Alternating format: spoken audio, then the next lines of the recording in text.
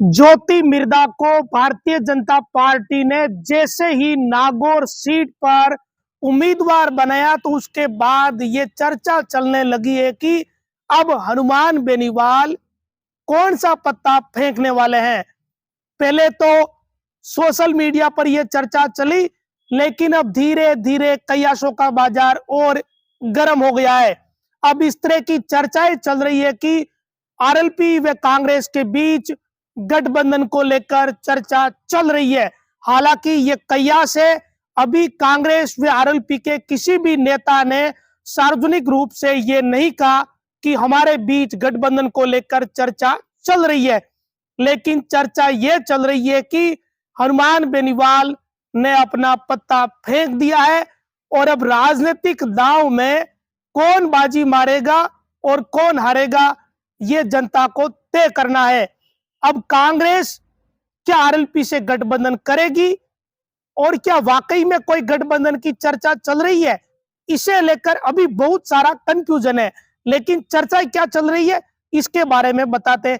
चर्चा बड़ी ही खास चल रही है और इस तरह की चर्चाएं समीकरणों के साथ चल रही है कि ऐसा लगता है कि कोई बड़ा गेम करने की फिराक में कांग्रेस व आरएलपी दोनों है। चर्चा यह चल रही है कि हनुमान बेनीवाल ने गठबंधन के लिए कुछ सीटों की डिमांड की, लेकिन 2 सीटों पर सहमति बनती हुई दिख रही है। यह चर्चा चल रही है और सहमति कहां बन रही है? नागौर व बाड़मेर को लेकर।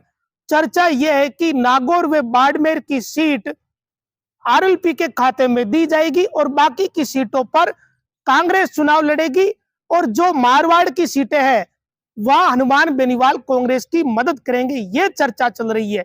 हालांकि यह चर्चा सोशल मीडिया पर है, किसी भी नेता ने कोई आधिकारिक बयान दिया नहीं है। खुद हनुमान बेनीवाल पिछले 2-3 दिनों से किसी न किसी रस्साकसी में जरूर लगे हुए हैं। वो कहां है इसके बारे में अभी किसी को भनक है नहीं। इसी कारण कयासों का दौर चल रहा है। तो क्या हनुमान बेनीवाल दिल्ली में है? क्या वो दिल्ली में बैठकर कोई गठबंधन की रणनीति बना रहे, कांग्रेस के किसी नेता से चर्चा कर रहे हैं, या फिर वो जयपुर में है जहां प्रदेश कांग्रेस से जुड़े हुए नेताओं से चर्चा कर रहे हैं? क्या ये तो देखिए बंद कमरे की बात है, किसी को पता चल नहीं रही है। लेकिन क्या वाकई में कांग्रेस से आरएलपी का गठबंधन हो जाएगा?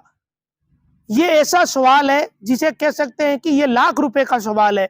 वो इसलिए कह रहे हैं कि गठबंधन की कोशिश विधानसभा चुनाव के दौरान हुई थी और ऐन वक्त पर कांग्रेस के कुछ बड़े नेताओं ने टांग अड़ा दी और बना बनाया मामला बिगड़ गया था।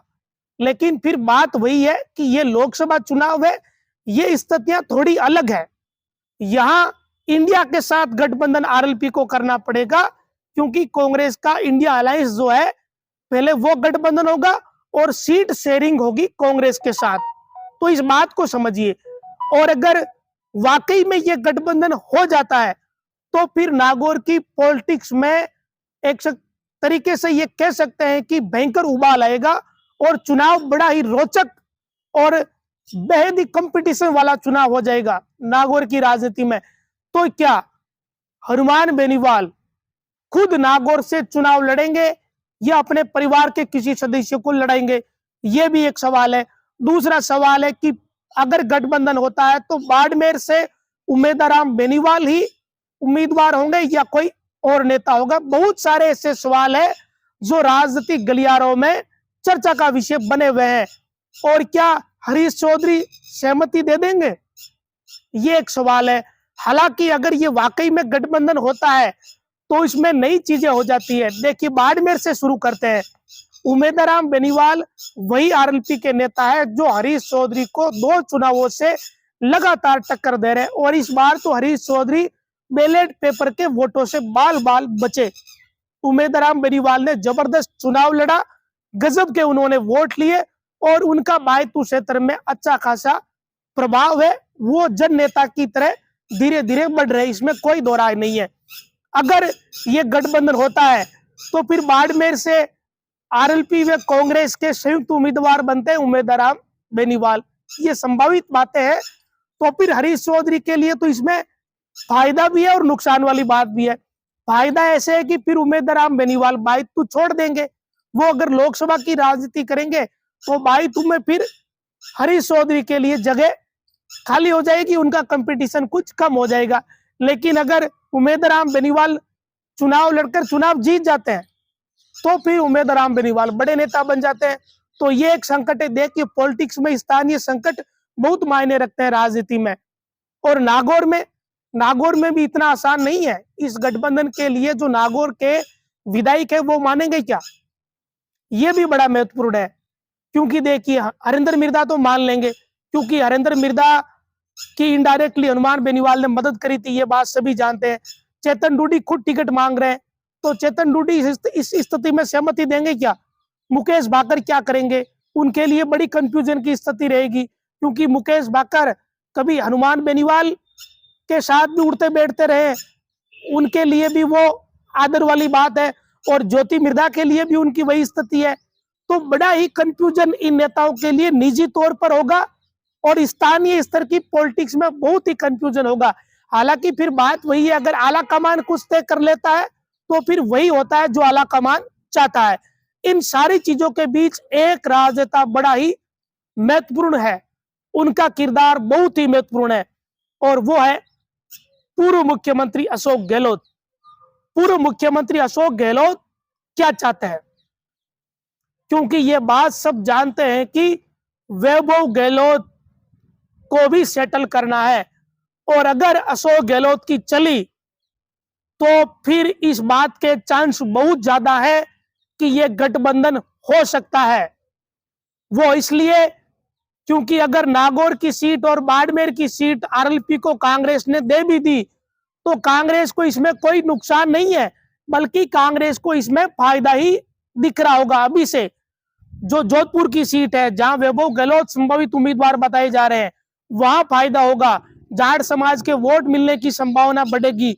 क्योंकि पिछली बार जब एनडीए के साथ आरएलपी थी तो चुनाव जो आसपास की सभी सीटों पर 25 की 25 बीजेपी जीती, और बेनीवाल ने प्रचार भी किया था बीकानेर, बाड़मेर, जोधपुर, चूरू, राजसमंद इन जगहों पर।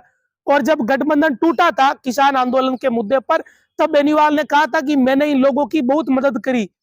गजेंद्र सिंह शेखावत, कैलाश चौधरी राजसमंद में, दिया कुमारी इधर चूरू में, और इधर अर्जुन राम मेघवाल बीकानेर, इन नेताओं को लेकर बेनीवाल ने कहा था कि मैंने बहुत मदद करी बीजेपी वालों की और मैं बीजेपी से वोट उधार मांगता हूं। ये बातें सार्वजनिक रूप से उन्होंने कई बार कही। तो ये एक राजनीतिक सिनेरियो है।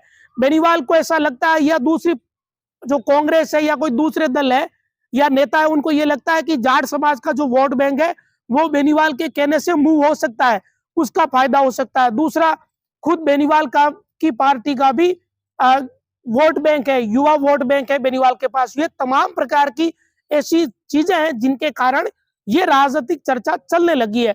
और ये तय था जब से ये चर्चा थी कि ज्योति मिर्धा लोकसभा का भी चुनाव लड़ेगी, तब से ये लगने लगा कि कोई ना कोई कोशिश होगी। लेकिन इन कोशिशों में बाधा है, बाधा बड़ी है कि 2-3 ऐसे नेता है वो ये नहीं चाहेंगे कि ये गठबंधन हो, क्योंकि ये गठबंधन होते ही उनका खुद का जो पॉलिटिकल ग्राफ है वो डाउन होता है, उनके फर्क पड़ता है।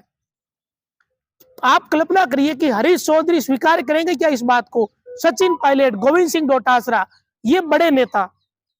तो ये तमाम प्रकार की ऐसी चीजें हैं जिन्हें लेकर बड़ा कंफ्यूजन है, लेकिन चर्चाएं होने लगी है। और अगर कांग्रेस का आलाकमान चाहेगा तब तो कुछ भी संभव है, और हो सकता है कि कोई एककल्पनीय कुछ भी नहीं होता राजनीति में, पॉलिटिक्स में कुछ भी संभव है। तो ये बात असंभव तो है नहीं कि पिछली बार आरएलपी का एनडीए से गठबंधन हुआ, हो सकता है इस बार इंडिया अलायंस से हो जाए और वही हनुमान बेनीवाल, वही ज्योति मिर्धा फिर से आमने सामने हो जाए। लेकिन फिर बात वही है, चुनाव चिन्ह एक बदलेगा। ज्योति मिर्धा पिछली बार कांग्रेस के चिन्ह पर थी, इस बार बीजेपी के चिन्ह पर है, और हनुमान बेनीवाल अपनी पार्टी के सिंबल पर चुनाव लड़ेंगे अगर ये गठबंधन होता है। तो ये तमाम प्रकार की ऐसी राजनीतिक चर्चाएं हैं जो हो रही है। अब इसका वास्तविक स्तर क्या है इन बातों का? क्या ये गप्पे हैं या कयास है या इनका कोई अस्तित्व है? क्योंकि देखिए कुछ ना कुछ अस्तित्व इन बातों का अब है। ये लगने लगा है कि कहीं ना कुछ गतिविधियां, पॉलिटिकली गतिविधियां हो रही है।